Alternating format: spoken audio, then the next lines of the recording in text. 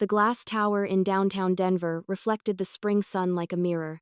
On that Friday morning, I drove into its underground garage with a sense of cautious optimism. My name is Avery Monroe. I am 32 years old, and I built my contracting business from nothing, no investors, no safety net, just grit and long nights on job sites where sawdust clung to my hair like second skin. That morning, I believed I was walking into a routine estate planning meeting, something my parents had scheduled to make sure their modest assets would be divided fairly between me and my younger brother, Dylan. After everything I had contributed to keep them afloat, tens of thousands in medical bills, mortgage help, and endless emergencies, I thought fairness was the one thing I could count on. The receptionist on the lobby level checked me in with a polite smile and directed me to conference room B.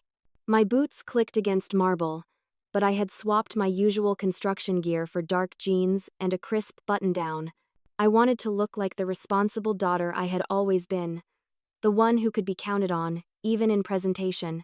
Inside the conference room, the air was cool, almost antiseptic, humming with the faint vibration of HVAC. A long mahogany table divided the space. At one end sat Attorney Harold Blake, a man with rimless glasses and neatly stacked folders. On the opposite side, my parents, Martin and Elaine, posture stiff, eyes averted. Dylan lounged beside them, fiddling with an expensive Tag Heuer watch, something I knew he hadn't bought with his own paycheck. "Thank you for coming, Miss Monroe," Blake said, gesturing to the seat across from my family.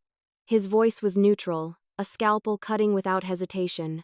"We're here to review your parents' estate planning decisions." I slid into the chair, my palms flat against the polished surface.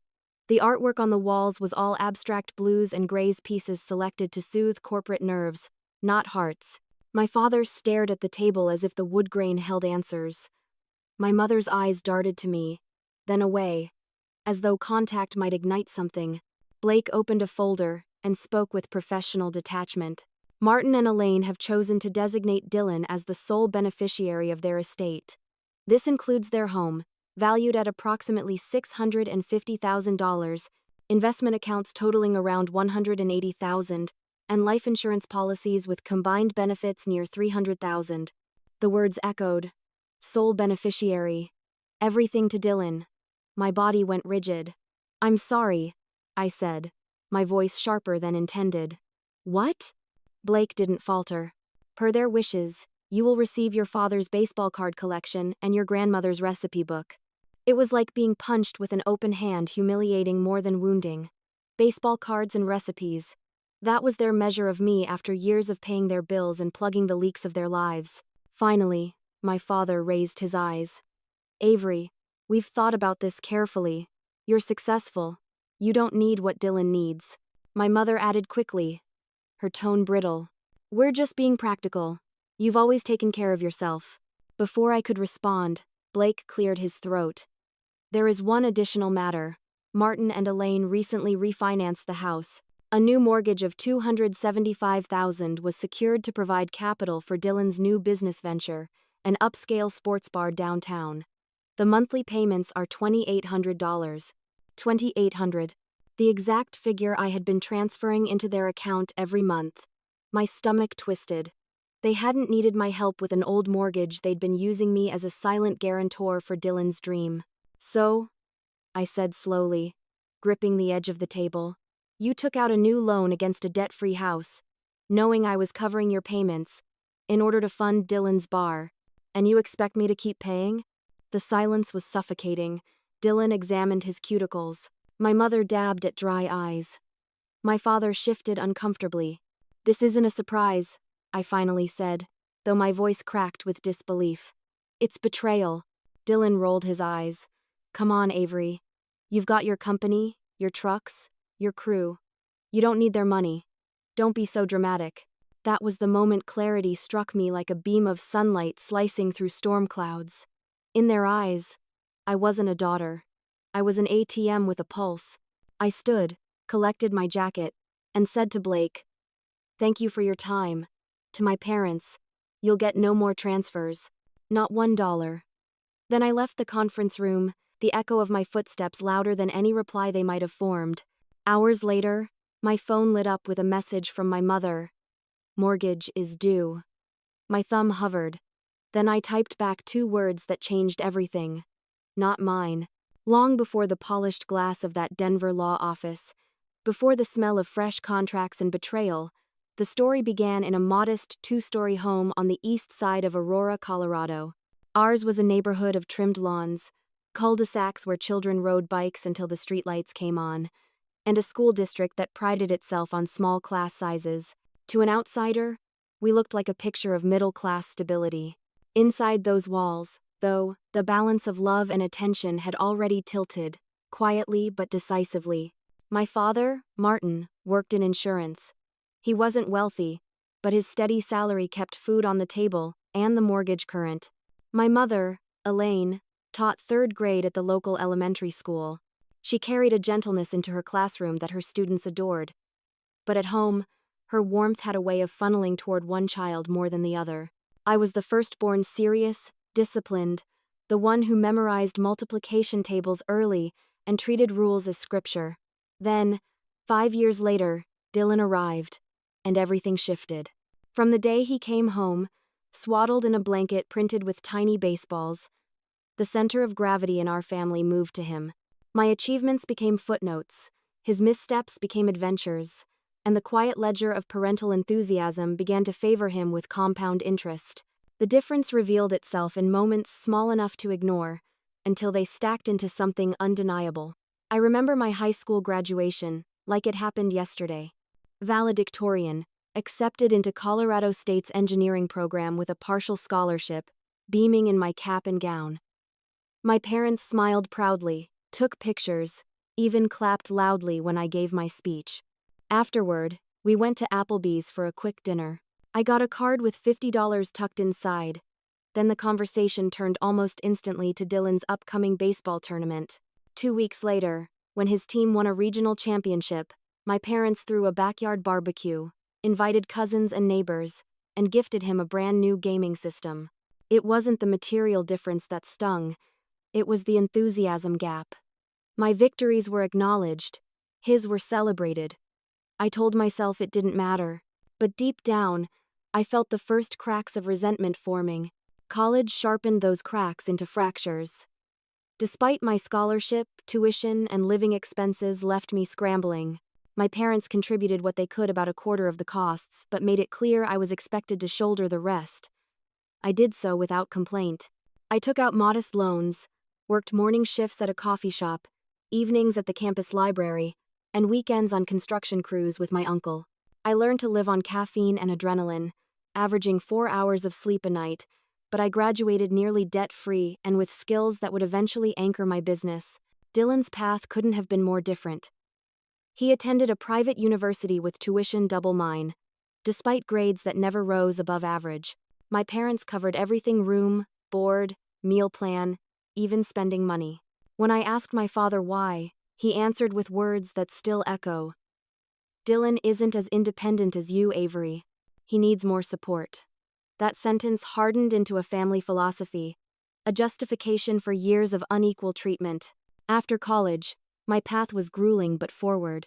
I saved every paycheck from entry-level jobs in construction management, took night classes in business administration, and by 26 had scraped together enough to launch Monroe Contracting. The first 2 years were brutal 80-hour work weeks, a mattress on the office floor, no vacations, no dating. Every dime went back into the business. But slowly, it began to grow. Dylan's trajectory?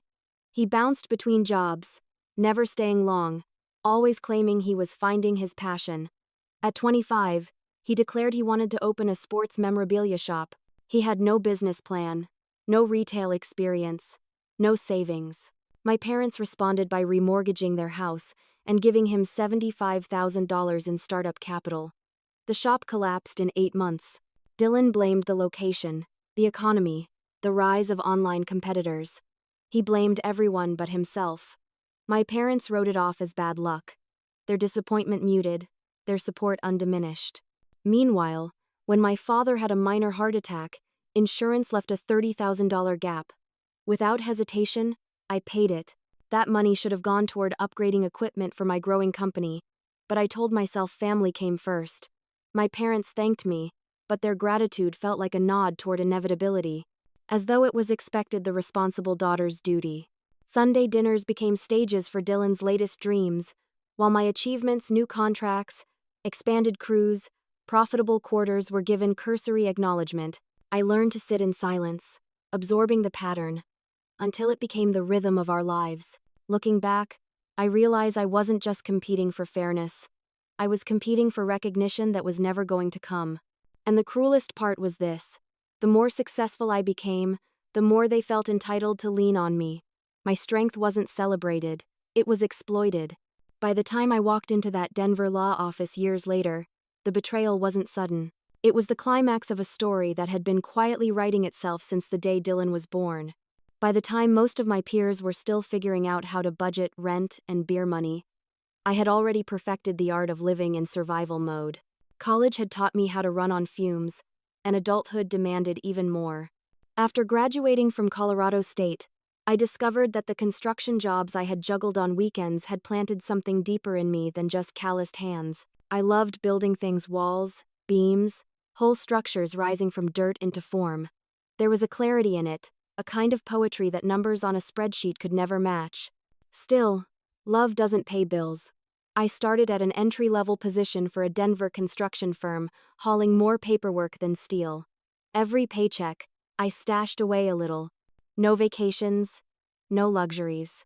I took night classes in business administration at a community college, believing that if I could combine my practical grit with a sharper understanding of management, I could one day build something that belonged to me.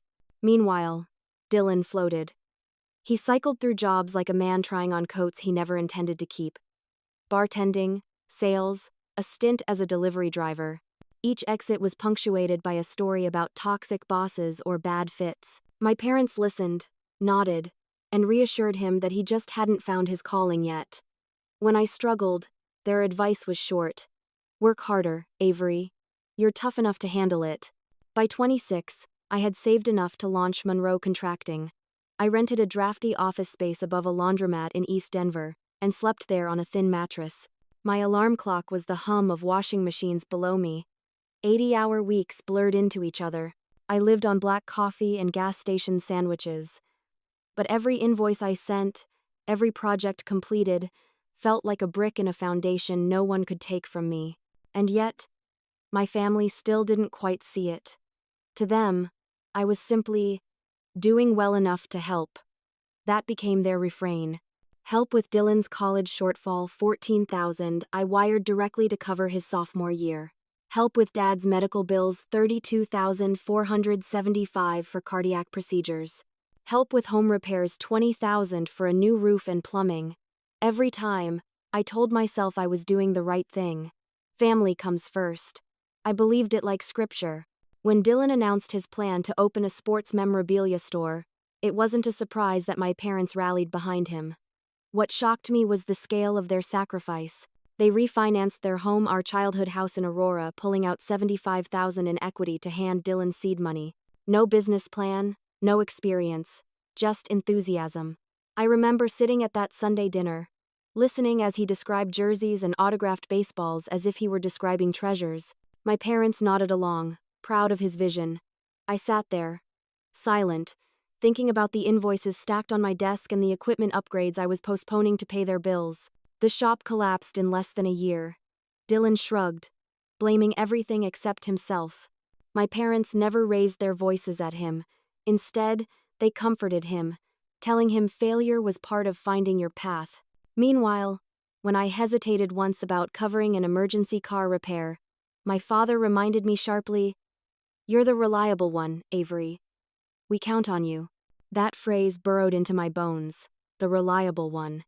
It meant I couldn't say no. It meant my sacrifices weren't sacrifices at all, but obligations. I told myself I could handle it.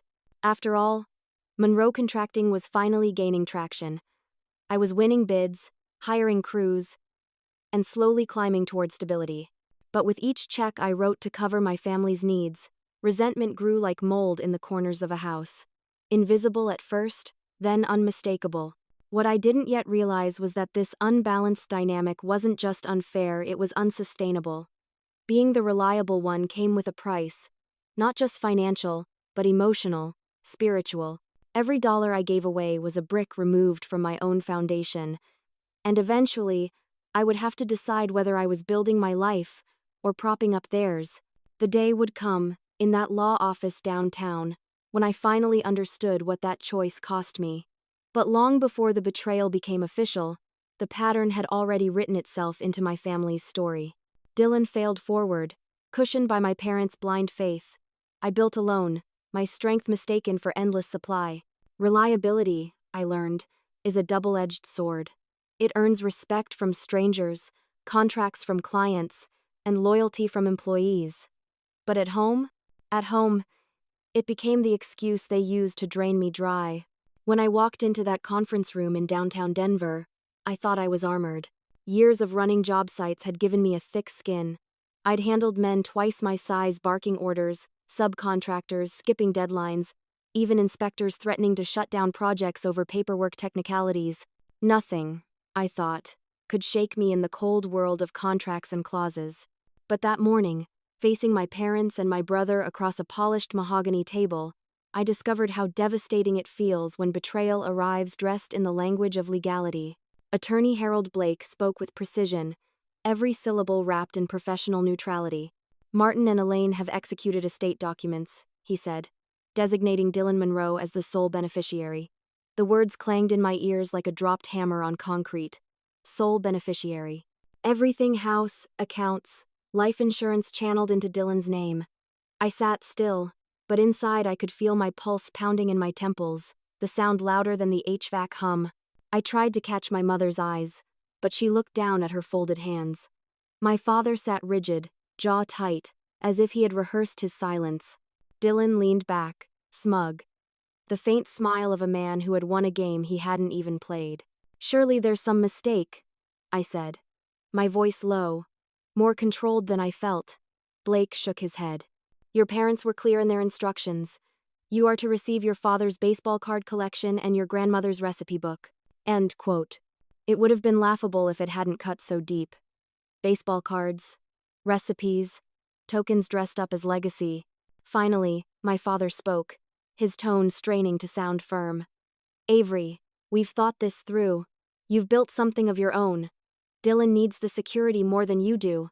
My mother added softly, "We're trying to be practical. You've always been strong enough to manage without us." Their words echoed what I had heard my whole life. "You're fine, Avery. You don't need us." He does. But hearing it codified in legal documents, notarized and filed, stripped away the illusion that their favoritism was just perception. Now it was policy. And then came the second blow. Blake cleared his throat. "There is one more matter. A new mortgage was secured against the Monroe home, $275,000. The funds were allocated to Dylan's business venture, a sports bar downtown. The monthly payment is $2,800. Oh, the number stabbed me with its familiarity. It was the exact sum I had been transferring to their account each month. I realized, in a rush that made me nauseous, that they hadn't needed my help with a lingering mortgage. They had already paid off their original loan. They had mortgaged the house again, counting on me to cover payments, so Dylan could chase another dream. I turned slowly to look at my brother. He shrugged, his eyes flicking away, as if even he knew the audacity of it was too brazen to defend. "So let me be clear," I said, my voice gaining steel. "You mortgaged a debt-free house, concealed it, and let me pay installments under the pretense of financial strain, all to bankroll Dylan's sports bar. And after you're gone, the house, the investments, every cent goes to him. While I, who carried this family's weight for years, get recipes and baseball cards. Is that correct?" The silence that followed was suffocating. My father shifted, my mother dabbed at phantom tears. Dylan exhaled dramatically, as if this was all a nuisance. Blake adjusted his glasses and replied, "That is correct." Something in me hardened then.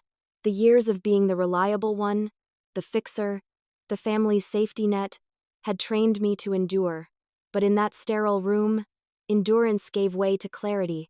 This wasn't miscommunication. It wasn't a mistake. It was betrayal, calculated and notarized. "This isn't about money," I said, rising from my chair. "It's about what the money represents. And now I see exactly how much I represent to you." I gathered my jacket and turned for the door. My mother's voice broke the silence. Avery, wait, we should talk about this over dinner. I stopped, just for a breath, then looked back at the tableau. My nervous parents, my entitled brother, the lawyer with his neat stacks of papers documenting my erasure. I won't be at dinner, I said. Not Sunday. Not ever again if this is the family you've chosen to be. As the door closed behind me, I felt lighter and heavier all at once. The hallway stretched out, fluorescent lights buzzing overhead. My phone buzzed with texts even before I reached the elevator. Later that night, when my mother sent me a message that simply read, "Mortgage is due," I finally understood the cost of being their reliable daughter. My reply was just 2 words. Not mine. That message wasn't just an answer, it was a declaration. For the first time in decades, I was free, though I knew the war had only just begun. The morning after I sent those 2 words, not mine, the silence in my apartment felt unnatural. For years, my phone had been an extension of my family's needs. Requests for car repairs, sudden medical bills, mortgage help. My bank account had been their safety net, my success, their fallback. That morning, I woke up to the sound of nothing, and it was both terrifying and liberating. I did what I had always done in uncertain moments. I pulled out the numbers. On my kitchen table, I spread years of bank statements like blueprints on a job site. Each transfer, each check, each emergency bailout. $14,000 for Dylan's sophomore year tuition. $32,475 for my father's heart surgery and follow-up care. $20,000 for roof and plumbing repairs. $90,000 in monthly transfers over 5 years. $15,000 in one-time emergencies that somehow multiplied like weeds. When I tallied the columns, the total made me sit back in shock. More than $175,000. Money that could have expanded Monroe Contracting, bought me a home of my own, or secured my retirement. But the worst revelation came when I cross-referenced the withdrawals. Several times, deposits I had made into my parents' account were followed within 24 hours by identical amounts appearing in Dylan's personal account. It wasn't just that I had been supporting my parents, I had been subsidizing Dylan's lifestyle the entire time. Bars, trips, failed ventures, all funded by my sacrifice. I felt something inside me break, but not in a way that left me weaker. It was the kind of break that lets light in. If my family saw me as an ATM, then it was time to close the account. I called Megan Carter, my financial advisor. "Emergency review," I said, my voice flat but steady. By afternoon, I was sitting in her office, sliding the stack of bank statements across her desk. Megan raised her eyebrows as she flipped through the pages. "Avery, this isn't family support. This is financial exploitation." Her words stung, but they clarified what I had been too loyal to name. Exploitation. We spent hours walling off my business assets, moving funds into protected accounts, restructuring ownership papers so no one could touch Monroe Contracting but me. I left her office feeling like I had finally put locks on doors I didn't realize had been wide open. Next, I called Naomi Price, an attorney friend from my college days. "You need documentation," she told me. "Not just for financial security, but in case they escalate. People who feel entitled don't surrender easily." She helped me draft a timeline, dates, amounts, receipts, everything laid out with the precision of a court exhibit. Looking at it, I felt like I was staring at my own autopsy report. It wasn't just money I had lost. It was years of energy, trust, and love that had been siphoned into a black hole. When my parents finally called, their voices carried a mix of anger and disbelief. My mother pleaded first. "Avery, there must be some mistake. The bank said the payment didn't go through. We need you to fix this." "It's not a mistake," I said calmly. "I've canceled the transfers." Silence. Then my father's voice, sharp as a snapped board. "What the hell do you think you're doing? Your mother is in tears." "I'm establishing financial boundaries," I replied. Something I should have done years ago. "You can't set boundaries with us. We're your parents.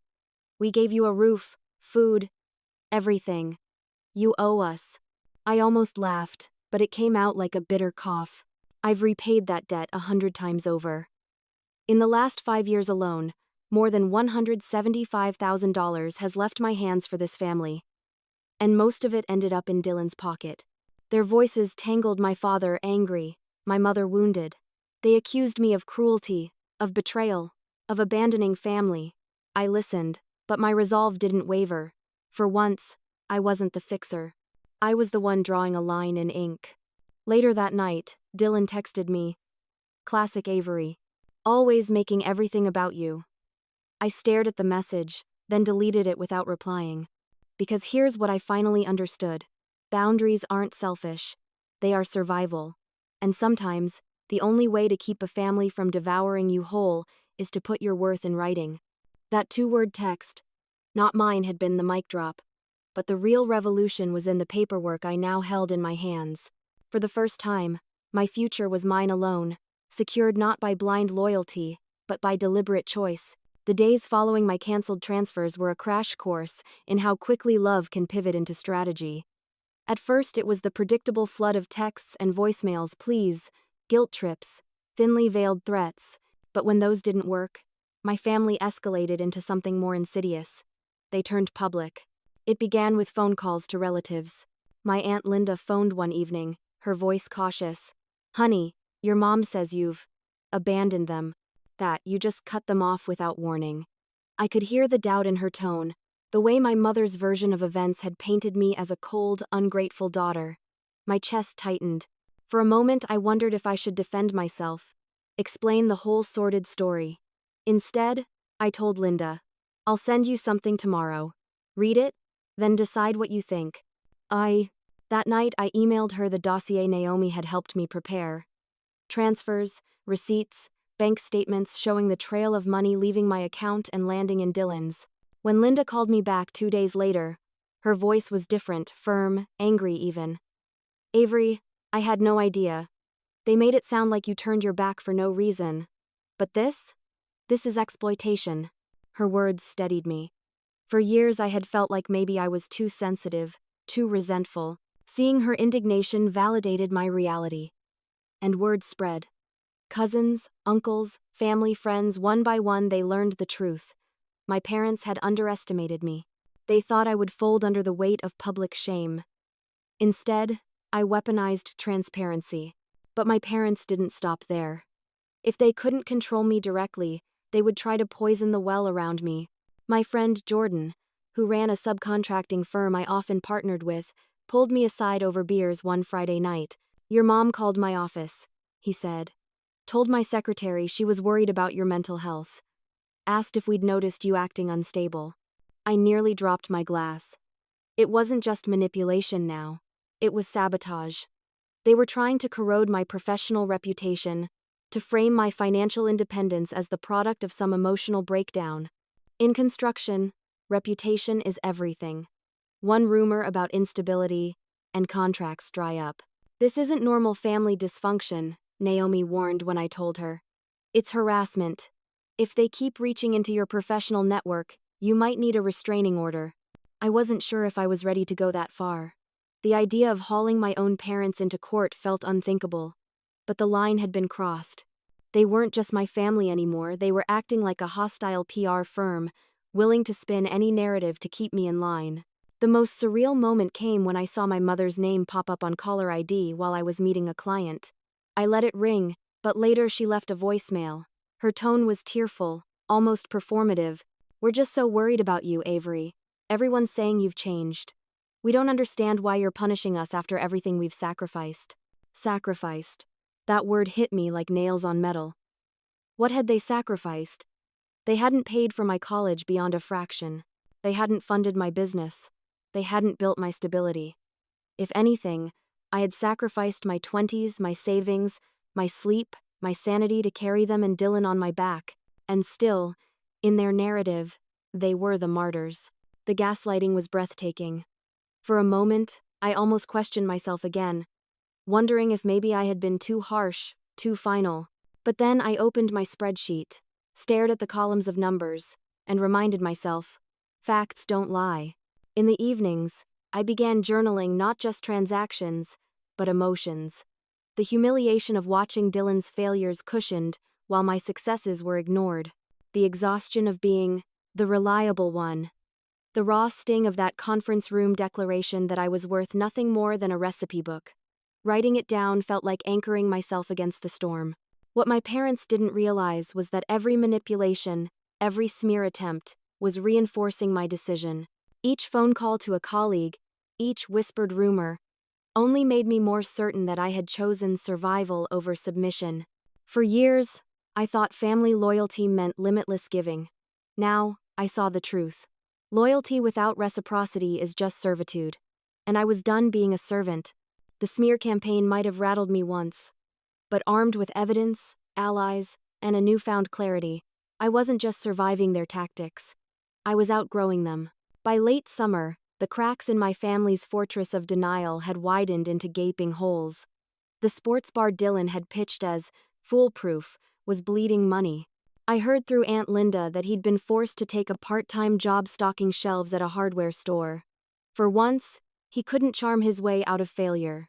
He had to live in it. My parents weren't doing much better. The bank had already sent 2 default notices on the new mortgage, and foreclosure loomed.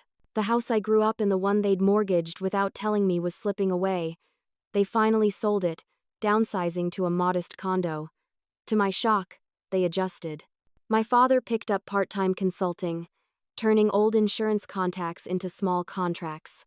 My mother volunteered at a local elementary school, eventually accepting a paid position as a teacher's aide.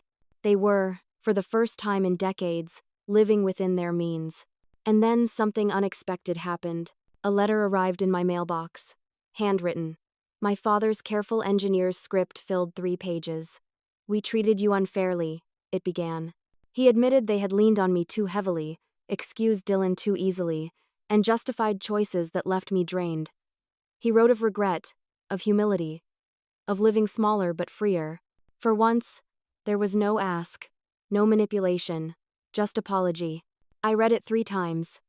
Part of me wanted to crumple it, to protect myself from believing change was possible.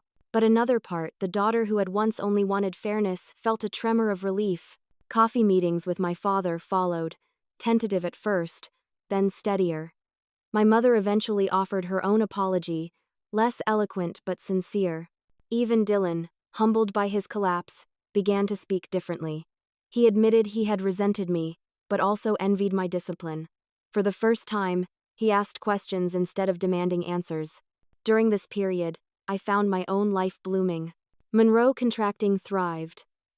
I bought a small house in Denver, and my relationship with Ethan deepened into a partnership that felt like real love, without conditions, without extraction. The irony wasn't lost on me. It took my absence, my refusal to keep paying, for my family to finally grow. Boundaries hadn't destroyed us, they had forced us to change. Healing didn't arrive in a dramatic scene. It came slowly, like a house settling after construction, small creaks that signaled stability returning. My family was never going to be perfect, but perfection had never been the point. Respect was. By Christmas, we met again, not in the old Aurora house, but around a smaller table in my parents' condo. There was humility in the air, the entitlement that once suffocated the room noticeably absent. My father asked about Monroe Contracting with genuine curiosity. My mother listened instead of rushing to defend Dylan. Even my brother spoke differently, talking about lessons from his failed bar and the structure he was finally finding in steady work. I chose to give them a gift that year, a contribution toward their condo down payment, not as an obligation but as a gesture freely given. I told them clearly, "This isn't a pipeline, it's a one-time gift." They nodded, and for the first time, I believed they understood. Outside of family, my life thrived. Ethan and I built a future rooted in partnership, not dependence. He celebrated my strength without exploiting it.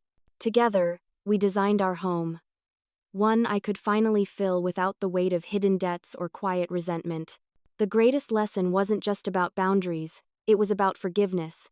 Not the kind that erases the past, but the kind that frees you from it. Forgiveness didn't mean I reopened the endless well of giving. It meant I no longer carried their choices like chains. I've learned this. Sometimes, the most loving act you can give your family is the refusal to enable their dysfunction. Sometimes, love looks like walking away until they learn to stand. And sometimes, The strongest word you can say, the one that changes everything, is simply no. As I sit now in the life I've built, my business thriving, my marriage steady, my mornings no longer haunted by mortgage due texts, I understand that my worth was never in how much I could provide.